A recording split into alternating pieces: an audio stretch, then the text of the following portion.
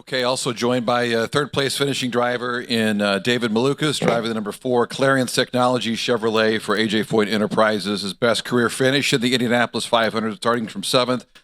Best career finish in the NTT Indycar Series since second place at Worldwide Technology Raceway a couple of years ago in 2022. The other day I said, ovals, you and ovals, something about you and ovals. I love them, yeah. Yeah.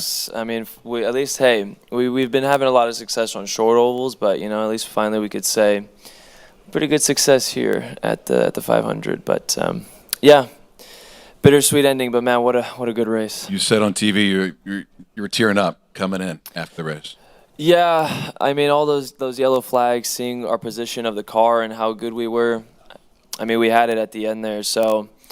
Definitely, picturing it, and man, we gave it our all in those last, I think it was about 15 to go. I mean, we turned it up, and I was just hanging on for dear life, trying to get something out of it, but those 2 lap cars just came in and kind of ruined the fun for us and chose this winner. That's just kind of how this track goes. All right, we'll open up questions for David. Again, raise your hand. Let's go with Ben here in the front row, and then Madeline. Let's go with Wolfgang after that. Hey, David, congratulations. Obviously, it's bittersweet, but what does this result do for you guys kind of going forward for the rest of the season? It's very good. I mean, got to look at it from a positive standpoint. The guys did an incredible job from start to finish, and that's not speaking about the race. It's speaking about this month. As soon as we unloaded the car, we've put the car in the right direction, and I've always never kind of took a blind side. Our path was clear, and it kind of led to getting to this P3 finish, and that comes down to them. I mean, it was from the engineers and the mechanics, just an incredible job, and I think we needed it. I think if I look at it from the championship standpoint and the season as a whole, we've had a little bit of a rough start. So I think this has been a very good month for us to boost the morale and lead us for the rest of the season.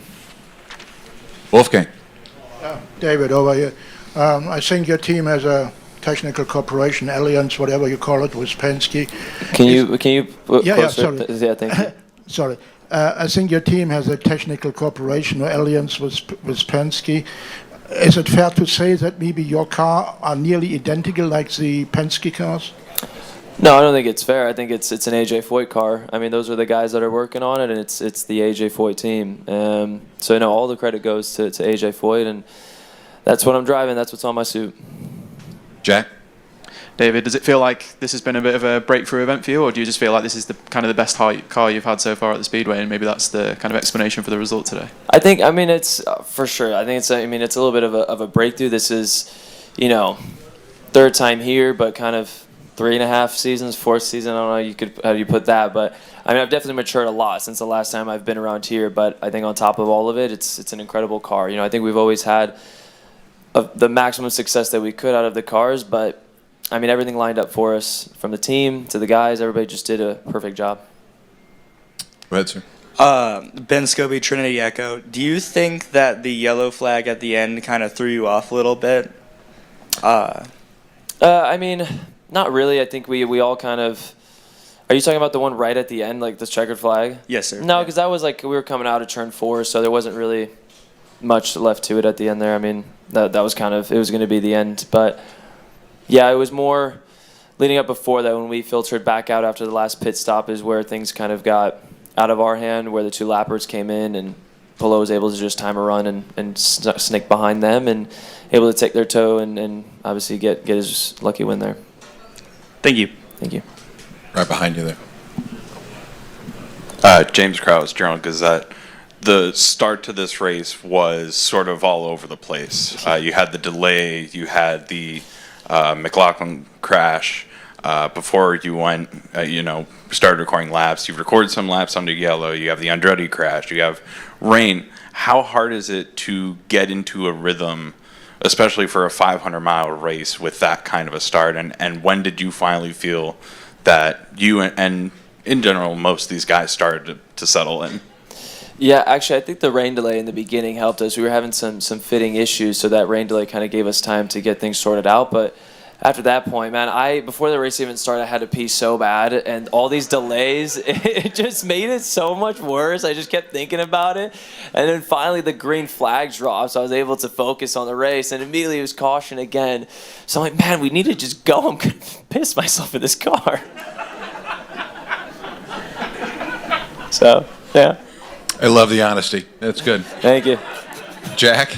Don't really know how to follow that. Yeah.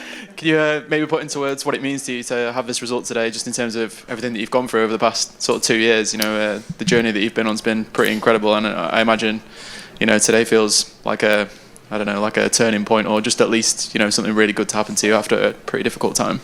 Yeah, I mean, this past year that I've had has been the toughest year, I think, of my life, really. It was a lot of different emotions, roller coasters, and if I look back 1 year ago today, I mean, I wasn't even in an Indycar anymore. I didn't have a left hand, and I was up here in the media center just being a fan. And now, as I could say 1 year later, that I'm back in the 500, and not just back, but I'm fighting for the win, which was it's incredible to say. And it's been an insane year. I mean, it's always going to be a year of maturity for me. I've aged, although it was a year, I feel like I've aged 10. So everything happens for a reason, and I've taken all this knowledge and everything I've learned in this past year and hardships, and gonna put it into more success in the future. Got time for one more for David.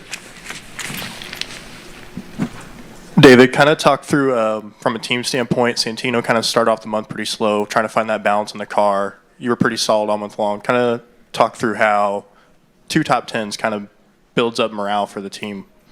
Yeah, like I said, I think from a season as a whole, we've had so many unfortunate events, and you know, they tend to topple, and morale is such a big deal when it comes to team unity and having performance out of it.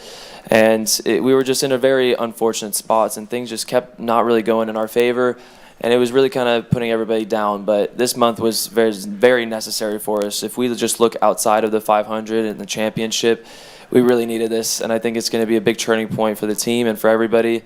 You know, that we can be there, and things can go our way if we just have some luck. So the morale is very high in the team. I mean, even though we still P3, but man, it's an incredible time. So many things can go wrong that race, and everything went forward for us, and the crew did an insane job on the pit stops. The engineers, an incredible time, and gave me a great car, and strategists were on point. So a lot of positives to take out of it, and we're gonna push it into results for the rest of the season.